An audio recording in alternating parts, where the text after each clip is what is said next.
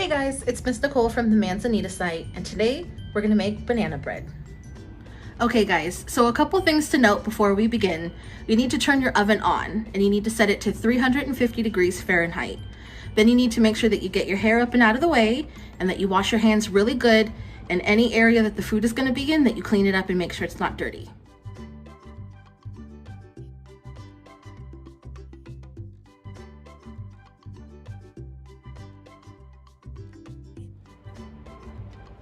So the recipe that you use is really going to depend on the ingredients that you have.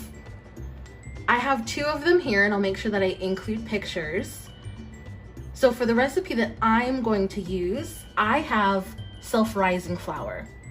So we're going to need 3 overly ripe bananas, 2 cups of self-rising flour, 1 cup of sugar, a half a cup of oil, 2 eggs, 2 teaspoons of vanilla, a pinch of salt, and any toppings or add-ins that you want to do. So first you want to make sure that you smash up your bananas.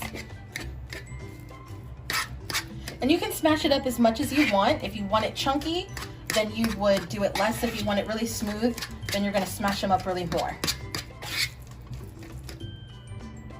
Okay, after you smash up your bananas, you're going to put all the other wet ingredients into the banana.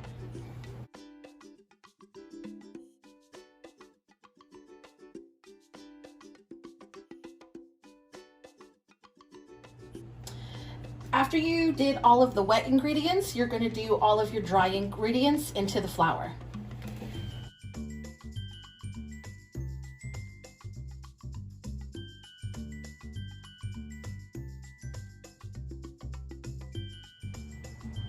So after you mix your wet and your dry ingredients, you're going to combine them. Do it slowly, gradually, and do it into whatever your bigger bowl is. So my dry stuff is in the bigger bowl, so I'm going to combine the wet into the dry.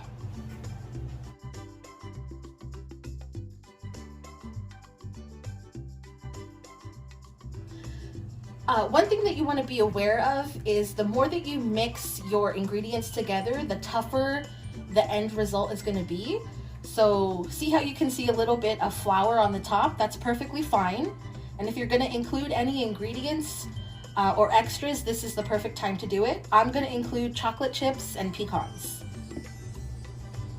Once you get everything all mixed together, there are a bunch of options as it comes to what you want to bake it in. I have a loaf pan. If you don't have a loaf pan, you could use just a regular baking pan, or you could use some aluminum foil to make your pan smaller.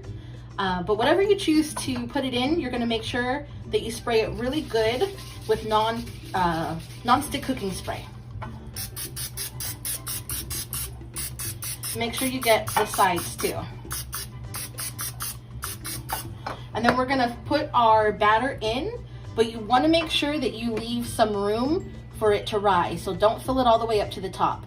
Give it like at least 1/3 space to rise.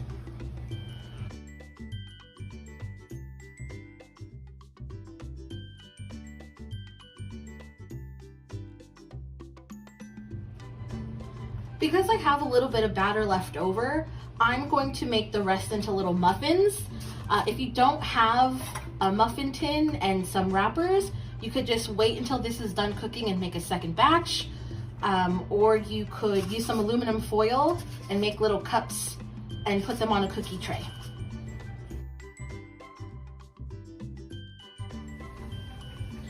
Alright guys, once you have everything all mixed up and in the containers that you're going to bake them in, you're going to put them in the oven as close to the middle as you can. These are going to cook for 1 hour, or until you poke them in the middle with a toothpick and the toothpick comes out nice and clean. Once your items are all done cooking, you're going to let them cool off before you serve them. Thanks guys for following along. I hope you had fun. If you did try this at home, make sure that you take a picture and let us know on our social media. Have a good day.